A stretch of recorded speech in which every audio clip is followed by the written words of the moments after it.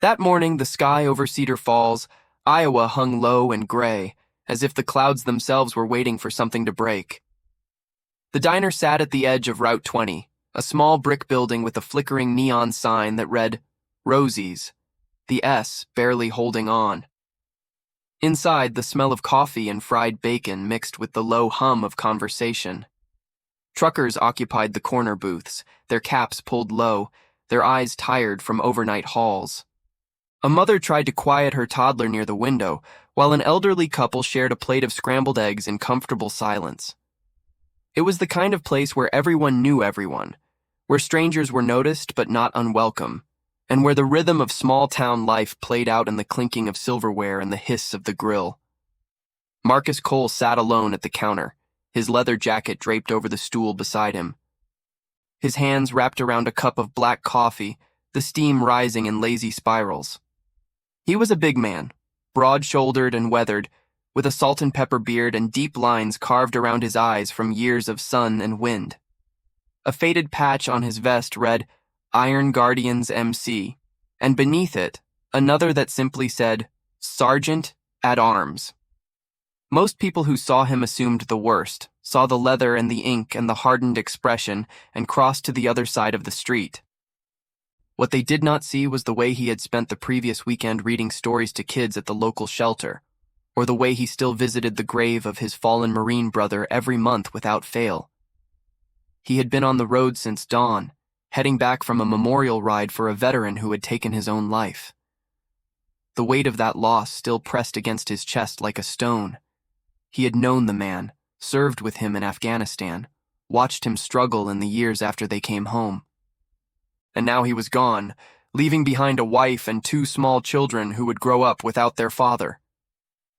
Marcus had held the widow's hand at the service, promised her that the Brotherhood would always be there for her family, and meant every word. The door to the diner swung open, letting in a gust of cold October air. Marcus did not turn around, but he noticed the sudden shift in the room. Conversations paused. Forks hesitated mid-bite. He could feel the tension ripple through the space like a stone dropped into still water.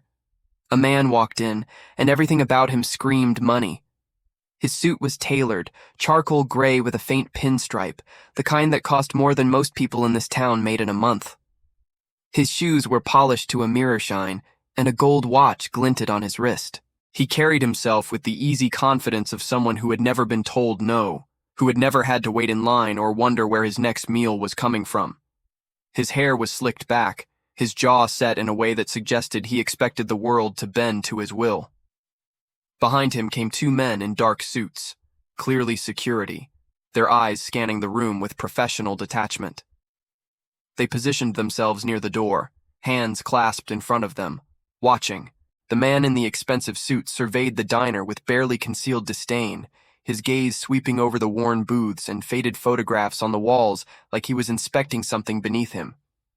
Then his eyes landed on Marcus, and he paused. For a long moment, neither man moved. The businessman studied the biker with the cold calculation of someone assessing an obstacle. Marcus felt the weight of that stare but did not acknowledge it. He simply lifted his coffee cup and took a slow sip, his expression unchanged. The man walked over, his footsteps sharp against the linoleum floor. He stopped beside Marcus and looked down at him with a thin smile that did not reach his eyes. "You are Marcus Cole," he said. It was not a question. Marcus set down his cup and finally turned to look at the man. His voice was low and even. "Depends on who is asking." The man chuckled, a sound devoid of warmth. "My name is Richard Harmon. Perhaps you have heard of Harmon Enterprises." Marcus had heard of it. Everyone in the Midwest had. Harmon Enterprises was a massive development company that had been buying up land across rural Iowa for the past year, turning family farms and small towns into corporate projects. There had been protests, legal battles, entire communities fighting to save their homes. And at the center of it all was this man, Richard Harmon, whose face had appeared on the news more times than Marcus could count. "I know who you are," Marcus said quietly. "Good." Richard slid onto the stool next to Marcus, uninvited. Then this will be a short conversation. He reached into his jacket and pulled out an envelope, thick and white. He placed it on the counter between them. There is $50,000 in there. Cash. It is yours if you do something very simple for me. Marcus did not look at the envelope. He kept his eyes on Richard, reading the man the way he had learned to read enemies in combat. There was arrogance there, certainly, but something else too. A flicker of desperation hidden beneath the polished surface. And what would that be? Marcus asked. Richard leaned closer, lowering his voice. There is a piece of property on the edge of town, an old farmhouse. The owner is an elderly woman named Eleanor Price. She has been refusing to sell to me for months. Very stubborn, very inconvenient. He paused, his smile sharpening. I need her to change her mind. And I think a visit from you and your motorcycle friends might help persuade her. The words hung in the air between them. Marcus felt something cold settle in his chest, a familiar anger that he had learned long ago to keep contained.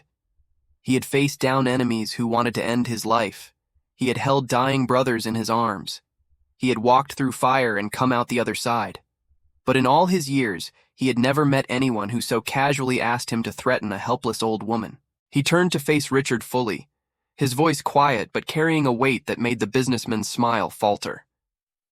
You want me to scare an old lady out of her home? Marcus said slowly. That is your offer. Richard shifted slightly, the first crack appearing in his confident facade. I want you to help her see reason. She is holding up a project worth hundreds of millions of dollars. Progress, jobs, growth. She is standing in the way of the future. Marcus looked at the envelope on the counter. Then he looked back at Richard. He picked up the envelope and handed it back. Keep your money, he said. I do not work for people like you. Richard's expression hardened, the pleasant mask slipping away to reveal something ugly underneath. Do you have any idea who you are talking to? I could make your life very difficult. I could make problems for your little motorcycle club. One phone call, and you would have every agency in the state crawling over your operations. Marcus stood up slowly, and despite himself, Richard took a step back. The biker was not threatening, not aggressive. He simply existed with a quiet intensity that made the air around him feel charged. Mr. Harmon, Marcus said, his voice as calm as a still pond. I have fought in wars you could not imagine. I have buried friends whose names you will never know. I have built a brotherhood of men and women who would ride through fire for each other. And I have done all of that without ever once using my strength to prey on the weak. He leaned in slightly, just enough for his words to land. You think money makes you powerful, he continued, but real power is knowing who you are and what you stand for. And I know exactly who I am. Richard's face flushed with anger. He snatched the envelope from the counter and stuffed it back into his jacket. You are making a mistake. A very big mistake. Maybe, Marcus said, but it will be my mistake. Now I suggest you leave before my coffee gets cold. For a moment, it seemed like Richard might say something else, but the look in Marcus's eyes must have convinced him otherwise. He turned on his heel and strode toward the door, his security detail falling in behind him. The door slammed shut, and a long silence filled the diner. Then, from somewhere in the back, someone started clapping. It spread slowly, one person after another, until the entire room was applauding. Marcus did not acknowledge it. He simply sat back down and picked up his coffee, his mind already turning to something else. The old farmhouse on the edge of town. Eleanor Price. A stubborn woman holding onto her home against a man who had all the money in the world. He had a feeling this was not over. And he was right. Check if you are already subscribed to this channel. These are the stories no one else is telling, the moments of courage that restore faith in humanity. If you believe that good people still exist, hit that subscribe button now. The farmhouse stood at the end of a long gravel road, surrounded by fields that had once been green with corn and soybeans, but now lay fallow under the gray autumn sky. The house itself was old but well maintained, with white clapboard siding and a wraparound porch that sagged slightly in the middle. Wind chimes hung from the eaves, their soft music mixing with the rustle of dry leaves. Marcus turned off his motorcycle and sat for a moment, studying the property. There was a small vegetable garden to the side of the house, its last tomatoes clinging stubbornly to the vine. A weathered barn stood about 50 yards away, its red paint faded to a dusty rose. And on the porch, in a rocking chair that looked older than the house itself, sat a woman.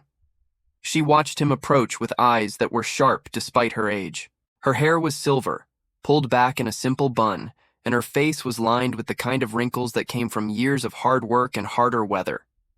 She wore a simple house dress and a cardigan that had been mended more than once. In her lap sat a calico cat that regarded Marcus with equal suspicion. "You are not from the bank," she said, as he reached the bottom of the porch steps. Her voice was thin but steady. "And you are not from Harmon's company. I know all their faces by now." "No, ma'am," Marcus said, removing his riding cap. "My name is Marcus Cole. I met Mr. Harmon this morning. He made me an offer I declined."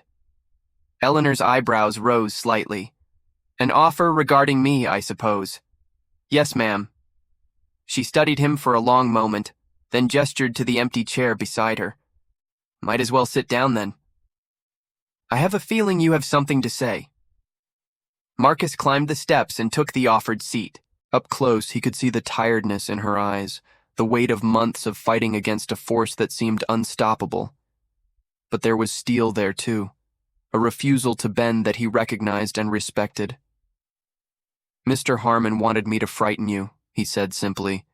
"He thought that if some bikers showed up at your door, you would be scared enough to sell." Eleanor let out a short laugh that held no humor. "That man has tried everything else.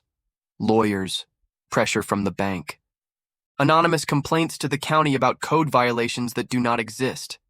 He even tried to buy out the diner in town so I would have nowhere to go for groceries." She shook her head slowly. "I suppose intimidation was the next logical step." "Why will you not sell?" Marcus asked. He kept his voice gentle, curious rather than challenging. "It is a lot of money he is offering. You could live comfortably anywhere." Eleanor's hand stroked the cat in her lap, and her eyes drifted to the fields beyond the porch. "My husband built this house," she said quietly. 62 years ago, we cleared this land together. We raised 3 children here, buried one of them in the cemetery down the road. My husband is there too now, has been for 5 years. She paused, and when she spoke again, her voice was fierce. "This is not just property, Mr. Cole. This is my life. Every inch of it holds a memory. Every board in this house was placed with love. You cannot put a price on that." Marcus nodded slowly. He understood. He had seen men die for ground that meant something, for flags and principles and the people beside them. Value was not measured in dollars. Some things were simply beyond price. "Harmon will not stop," he said. "Men like him never do." "I know." Eleanor's jaw tightened. "But neither will I. I will die in this house before I let him take it from me." The words hung between them, heavy with finality. Marcus looked out at the fields, at the barn, at the wind chimes singing their quiet song. He thought about the widow he had just left, about the children who would grow up without their father, about all the people in this world who had no one to stand beside them. And he made a decision. "Mrs. Price," he said, turning back to face her, "I belong to a group called the Iron Guardians. We are a motorcycle club, but we are more than that. We look out for people who need looking out for. Veterans, children, folks who have been forgotten by the systems that are supposed to protect them." Eleanor watched him carefully, saying nothing. "I cannot promise you that we can stop Harmon," Marcus continued. "He has money and lawyers and connections that we do not have. But I can promise you this. You will not face him alone.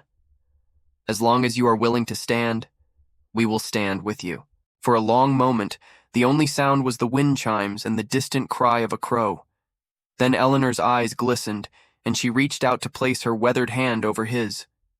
"You are the first person in months who has offered me anything other than pity or pressure," she said. Her voice trembled slightly. "I do not know if it will make a difference, but it means more than you know." Marcus covered her hand with his own. "It will make a difference," he said. "I give you my word." He stayed for another hour, listening as Eleanor told him stories about the farm, about her husband James, about the children they had raised and the life they had built. She showed him photographs, faded and yellowed, of harvests and holidays and ordinary days that had become precious in memory. She made him tea in a kitchen that smelled of cinnamon and old wood, and she laughed for the first time in months when the cat decided to investigate his leather jacket. When he finally left, the sun was beginning to set, painting the fields in shades of gold and amber. Eleanor stood on the porch, watching him go, her hand raised in a small wave. Marcus started his motorcycle and pulled away, but his mind was already working. Harmon had resources, yes, but Marcus had something Harmon could never buy. He had brothers. That night, in the basement of a VFW hall 20 miles north of Cedar Falls, Marcus called an emergency meeting of the Iron Guardians. They came from all over, mechanics and construction workers and teachers and nurses, men and women bound together by something stronger than blood. They filled the room, their leather vests bearing the insignia of their chapter, their faces weathered by life but hardened by purpose. Marcus stood at the front of the room and told them everything. About Richard Harmon and his offer. About Eleanor Price and her refusal to surrender. About the battle that was coming, whether they wanted it or not. When he finished, there was silence. Then a man in the back stood up. His name was Victor Reyes, and he had been with the club for 15 years. He was missing 2 fingers on his left hand from an IED in Iraq, but it had never slowed him down. "What do you need, brother?" Victor asked. Marcus looked around the room at the faces of his family. "Everything," he said. "We need information on Harmon, on his company, on his legal strategies. We need eyes on that farmhouse around the clock, and we need to find out if there are others like Eleanor, other people he has pressured or pushed out." The room erupted in conversation, plans being formed, tasks being assigned, phones were pulled out, names were exchanged, and the machinery of the Iron Guardians began to turn. At the center of it all, Marcus stood quietly, watching his brothers and sisters come together for a woman they had never met, for a cause that would bring them no money and no recognition, just the knowledge that they were doing what was right. That was the currency of the Iron Guardians, and it was something Richard Harmon would never understand. Over the next week, the Iron Guardians spread across the region like an invisible net. They were everywhere and nowhere, gathering information, making connections, building a picture of Richard Harmon's empire that grew more disturbing by the day. It started with public records. A retired lawyer named Susan, who had joined the club after her son was saved by a Guardian-sponsored youth program, spent hours at the county courthouse pulling documents, land transactions, zoning changes, building permits. What she found was a pattern. Over the past 3 years, Harmon Enterprises had acquired dozens of properties across rural Iowa. Some had been sold willingly, but many had not. There were stories of sudden foreclosures, of mysterious code violations, of banks calling in loans that had been paid on time for decades. And there were stories of people who had simply given up. Farmers who had worked the same land their whole lives, now living in apartments in cities they did not recognize. Families scattered, communities hollowed out, and in their place, the gleaming monuments of Harmon's vision, strip malls and distribution centers and housing developments with names like Meadow Vista and Harvest Glen, built on ground that had once grown food. Then there were the tactics that bordered on criminal. Victor discovered that several of Harmon's subcontractors had connections to organized crime, using intimidation to speed along negotiations that legitimate pressure could not complete. There were whispers of harassment, of threatening letters, of vehicles following people home late at night. Nothing that could be proven in court, but the pattern was clear. Harmon was not just a businessman, he was a predator. The Guardians also found allies in unexpected places. A young journalist named David Chang, who worked for a regional newspaper, had been investigating Harmon for months, but could never get enough sources willing to go on record. Marcus met with him at a truck stop outside of Waterloo and shared what the club had learned. David's eyes widened as he read through the documents. "This is exactly what I have been looking for," David said, his voice hushed with excitement. "If I can verify even half of this, it could bring his whole operation down." "We will help you verify it," Marcus said, "but you need to be careful. Harmon has destroyed people who got in his way." "This is not a game." David nodded solemnly. "I understand, but this is why I became a journalist. Someone has to tell the truth." The Guardians also reached out to legal resources. A law firm in Des Moines that specialized in land rights took on Eleanor's case pro bono after one of their partners, a former Marine, heard about what was happening. They immediately filed injunctions blocking any further action against the property, buying precious time. Meanwhile, the farmhouse itself became a fortress of community. Guardians rotated shifts, maintaining a presence on the property around the clock. Not threatening, just visible. Eleanor was never alone. During the day, she worked in her garden or sat on the porch with whoever was on duty, sharing stories and coffee. At night, the low rumble of motorcycles on the gravel road assured her that she was protected. The transformation in Eleanor was remarkable. The weariness that had weighed on her lifted day by day. She laughed more easily, moved with more confidence, began to speak about the future as though it were something she could look forward to rather than dread. One afternoon, Marcus found her planting bulbs in the flower beds by the porch. "For spring," she explained, pressing tulip bulbs into the dark soil. "I want to see them bloom." Marcus knelt beside her and helped, his calloused hands gentle with the delicate work. "You will see them," he promised. But he knew the battle was far from over. Richard Harmon had noticed the Guardians. Of course he had. His security teams reported the constant presence at the farmhouse. His informants told him about the documents being pulled from county records, about the journalist asking questions, about the lawyers preparing their case. And with each piece of bad news, his frustration grew. He was not accustomed to resistance. His whole career had been built on the assumption that money could solve any problem, that everyone had a price, that ordinary people would always eventually bend to superior force. The idea that a ragtag group of bikers could stand in his way was not just inconvenient, it was insulting. A week after the meeting at the diner, Harmon called his head of security, a former private military contractor named Drake, into his office. "I want them dealt with," Harmon said, pacing behind his massive desk.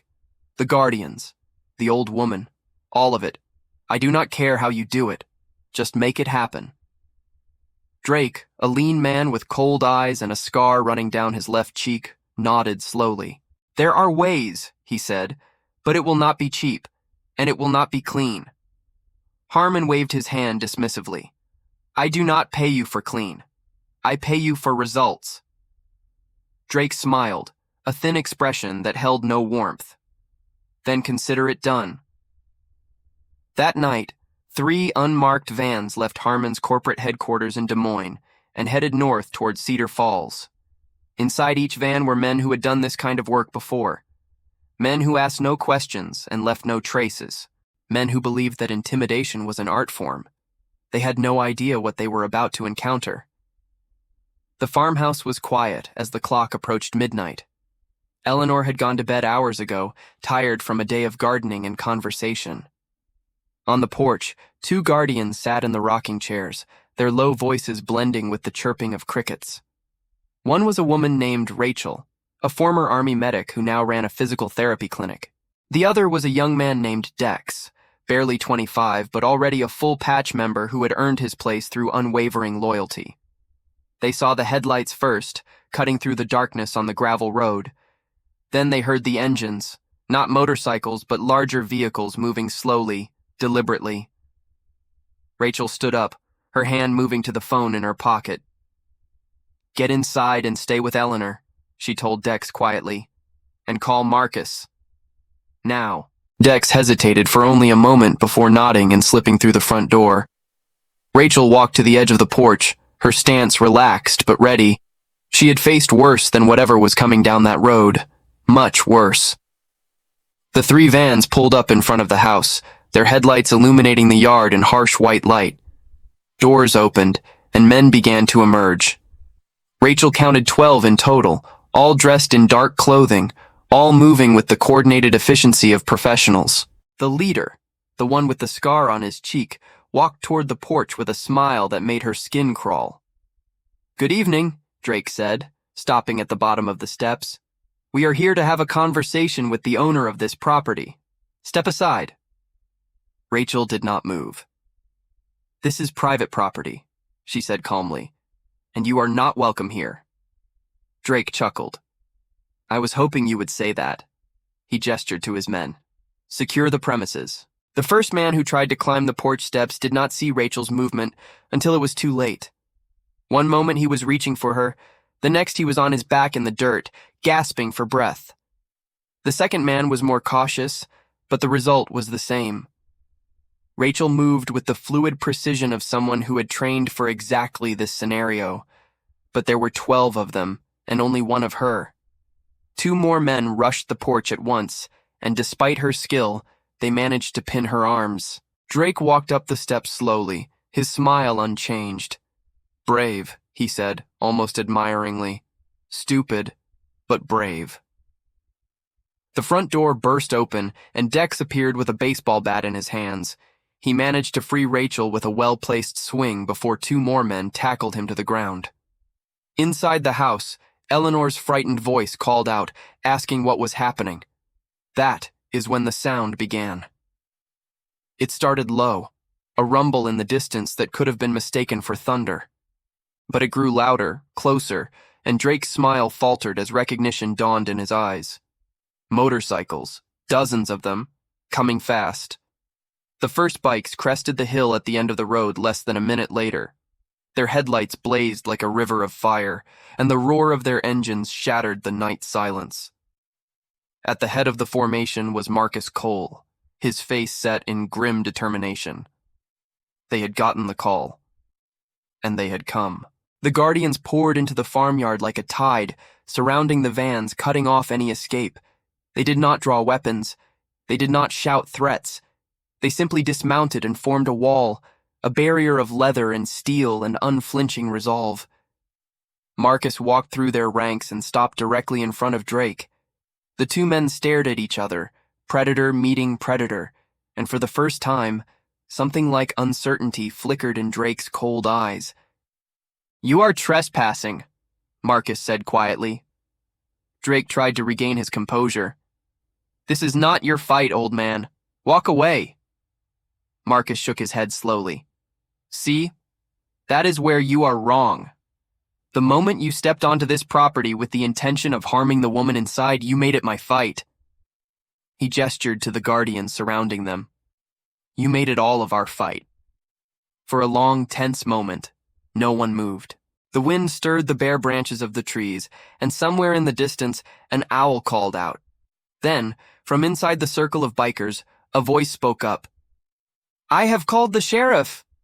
The speaker was an older Guardian with a gray beard and a veteran's cap. "He will be here in 10 minutes, along with a lot of questions about why 12 armed men are trying to force their way into an elderly woman's home in the middle of the night." Drake's jaw tightened. He looked at his men, most of whom were suddenly finding reasons to avoid eye contact. Whatever they had been paid, it was not enough for this. "This is not over," Drake said to Marcus. "Yes, it is," Marcus replied. "For you, at least. Walk away now, while you still can. And tell your boss that Eleanor Price is not alone anymore. She never will be again." Drake held his gaze for another moment, then turned sharply and gestured to his men. They retreated to their vans, their movements hurried, their earlier confidence completely evaporated. The engines started, and the vans pulled away into the night, their taillights disappearing over the hill. As the last of them vanished, Rachel limped over to Marcus, a bruise already forming on her cheek. "That was closer than I would have liked," she admitted. Marcus put a hand on her shoulder. "You did good. You kept them occupied until we could get here." The front door opened, and Eleanor appeared on the porch, wrapped in a robe and trembling. But her eyes were not afraid.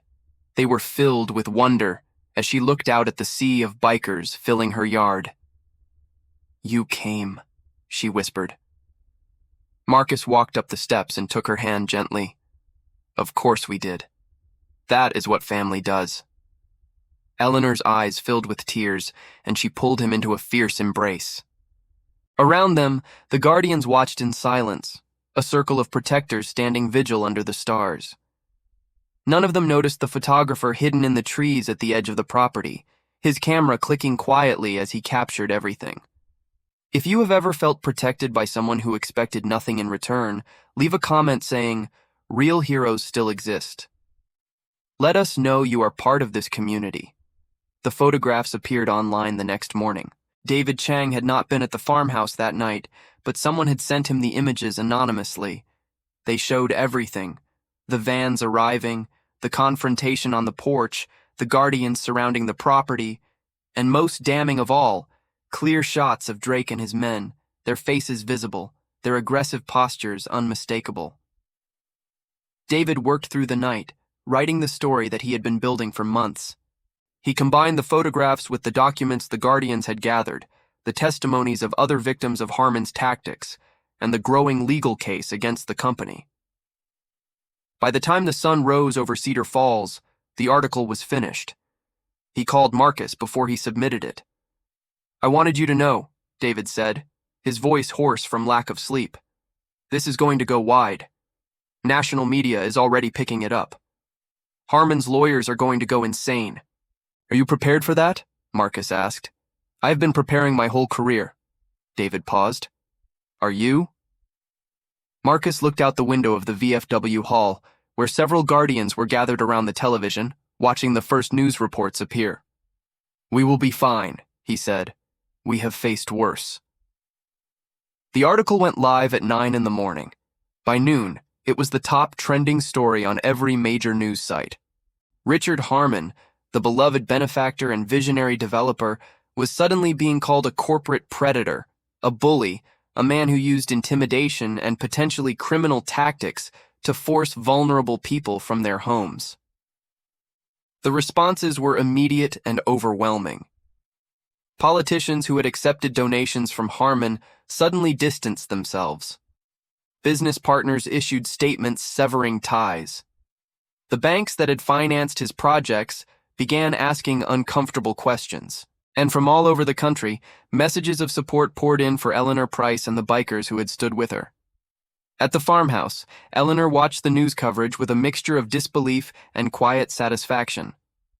The cat was in her lap, and Rachel sat beside her, translating some of the more complicated legal terminology.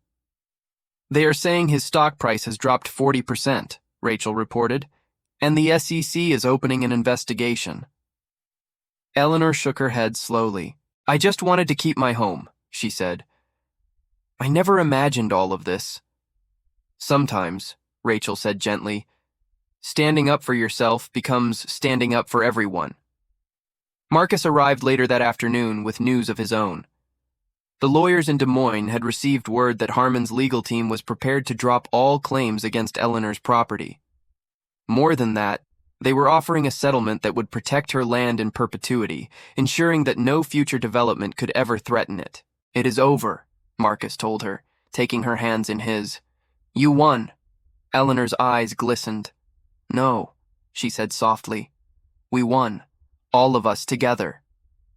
But even in victory, there was one more confrontation to come. Richard Harmon's world collapsed around him in the span of a week. The investigations uncovered evidence of fraud, tax evasion, and connections to organized crime that went far beyond what even David Chang had discovered. His assets were frozen, his properties seized, and the empire he had spent decades building crumbled like a house of cards. On a cold November morning, 3 weeks after the night at the farmhouse, Marcus received an unexpected call. The voice on the other end was familiar, though it sounded nothing like it had in the diner. "I need to see you," Richard Harmon said. His voice was hoarse, stripped of its former arrogance. "Please." Marcus agreed to meet him at a neutral location, a small park outside of Cedar Falls. He arrived alone, though he knew that other guardians were watching from a distance, ready to intervene if necessary. But he had a feeling that would not be needed. Richard was sitting on a bench when Marcus arrived. He looked like a different man. The expensive suit was gone, replaced by wrinkled casual clothes. His face was gaunt, his eyes hollow. He had lost weight and his hands trembled as he clasped them in his lap. Marcus sat down on the opposite end of the bench and waited. For a long time, Richard did not speak. He stared at the bare trees, at the gray sky, at nothing in particular. When he finally found his voice, it was barely above a whisper. "I have lost everything," he said. "My company, my money, my reputation. My family will not speak to me. My friends have disappeared." He let out a shaky breath. "I have been up for 3 days trying to understand how it all went so wrong." Marcus remained silent, letting the man talk. "I thought I was building something important," Richard continued. "I told myself that progress required sacrifice, that the people in my way were obstacles to be removed, not human beings with their own lives and stories. I convinced myself that what I was doing was justified because the end result would be worth it." He turned to look at Marcus, and there were tears in his eyes. "But you showed me something that day in the diner. When you refused my money, when you looked at me like I was nothing despite all my wealth and power, I felt something I had not felt in years. Shame." The word hung in the air between them. "I spent my whole life believing that money was the measure of a man," Richard said. "That the more you had, the more you were worth. But you have nothing compared to me, and yet you have something I could never buy. Respect, real respect, from people who would follow you through fire." He shook his head slowly. "I do not know how to become that kind of person. I do not know if it is even possible at my age. But I wanted you to know that I understand now. What you said about knowing who you are and what you stand for. I never had that. I was always chasing something external, something that could never fill the emptiness inside me." Marcus studied the broken man before him. He remembered the arrogant figure who had walked into the diner, the cold calculation in his eyes, the casual cruelty of his offer. And he saw the human being beneath all of that, someone who had lost his way so completely that he had forgotten there was ever a path to begin with. "It is never too late," Marcus said quietly. "That is something else I learned in the military. I have seen men do terrible things and then spend the rest of their lives trying to make amends. Some of them succeed, some of them do not. But the trying is what matters." Richard looked at him with something like hope. "How? How do I even begin?" Marcus stood up and looked down at the man on the bench. "Start by telling the truth. All of it. To the authorities, to the people you hurt, to yourself. Then find a way to give back.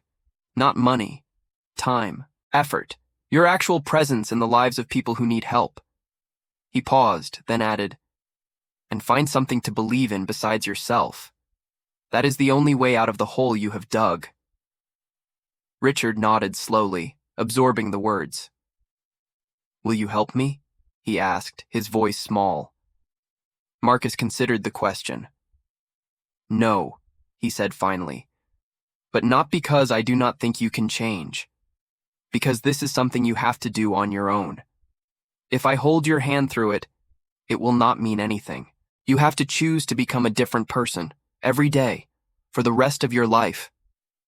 He turned and began to walk away, then stopped. "But if you are serious," he said over his shoulder, "if you really want to make amends, there is a widow in town whose husband was a veteran. He left her with 2 small children and a mountain of bills. She could use some help, anonymous help, the kind that does not expect anything in return." Richard's eyes widened.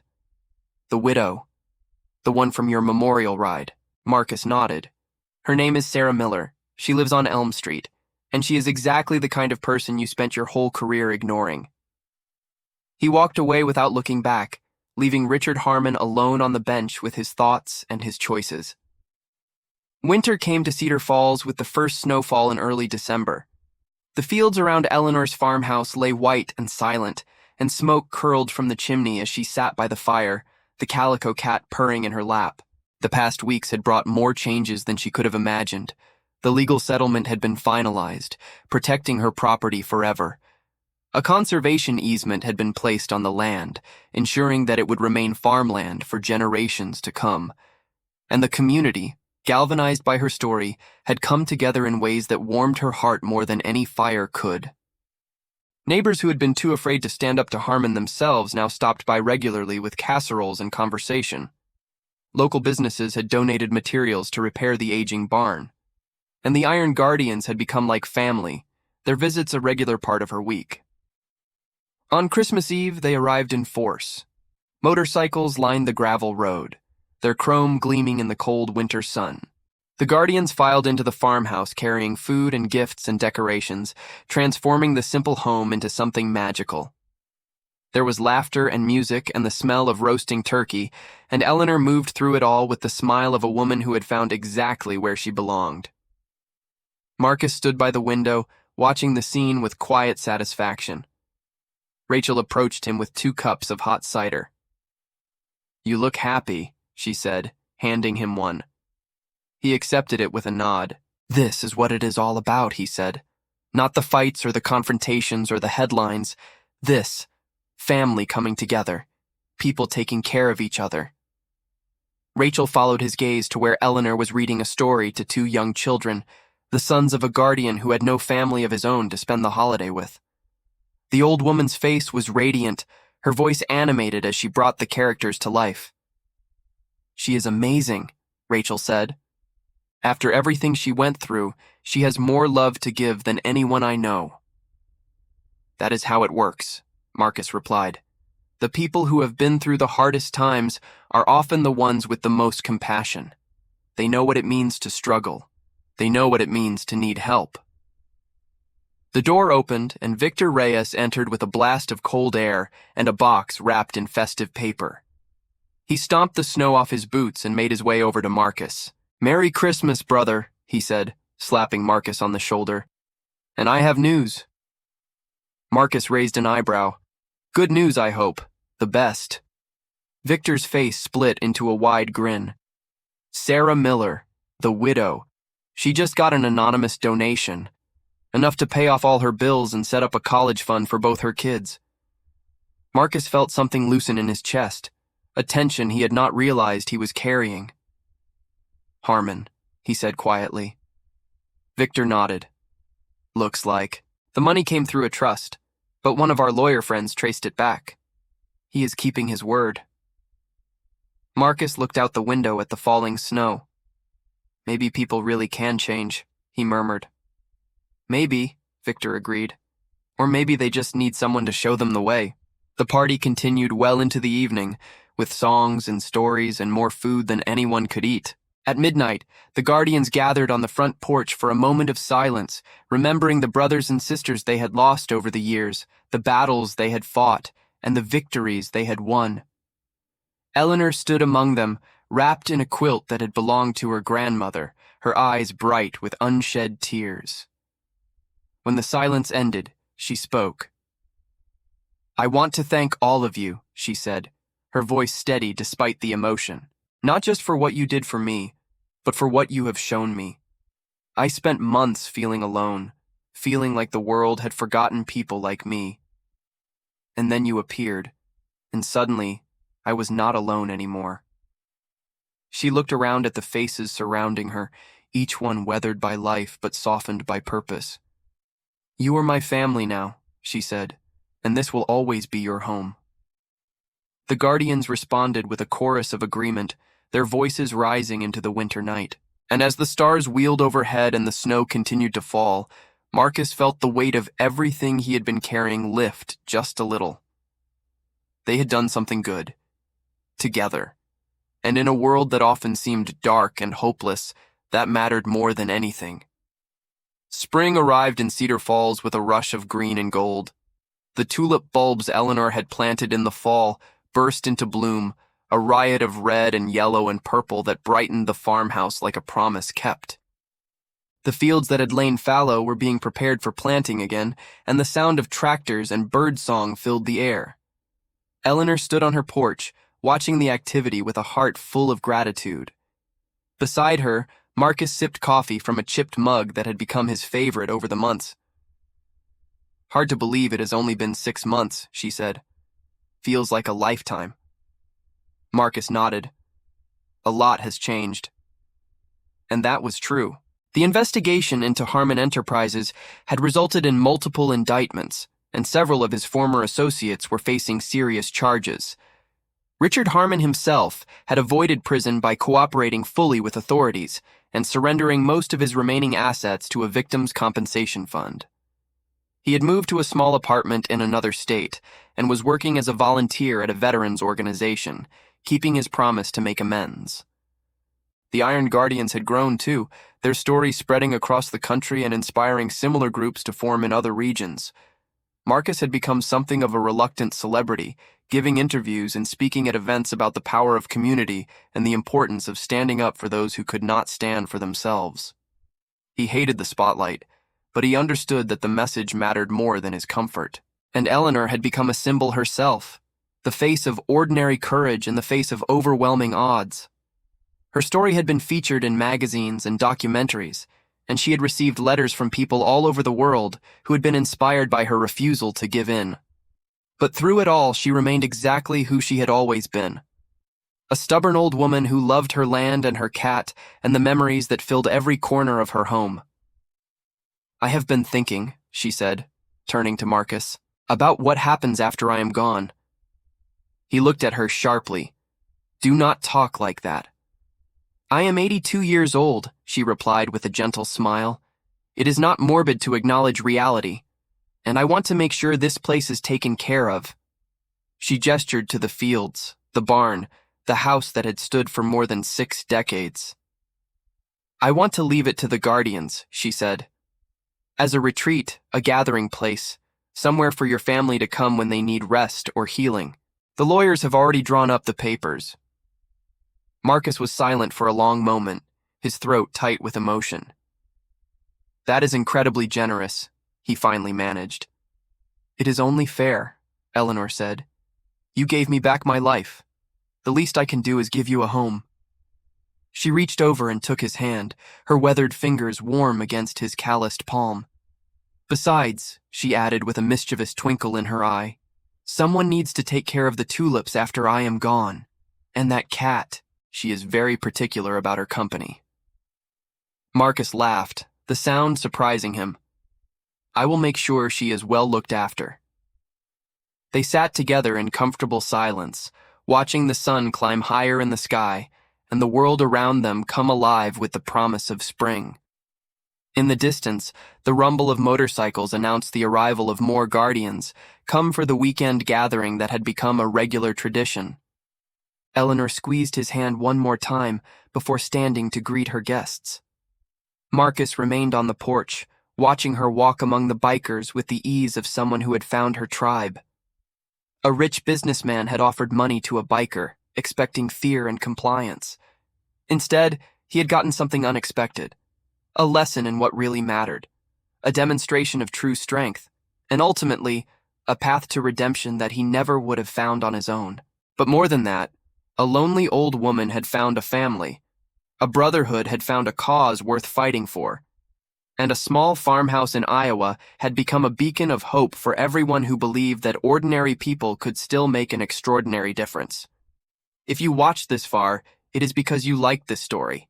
Leave a comment saying, "I watched this far." That way I can get to know you and know who really likes the stories on this channel. Now take a moment to like this video and share it with someone who needs to hear it. Hit that subscribe button if you have not already so you never miss a story of courage, compassion, and the enduring power of the human spirit.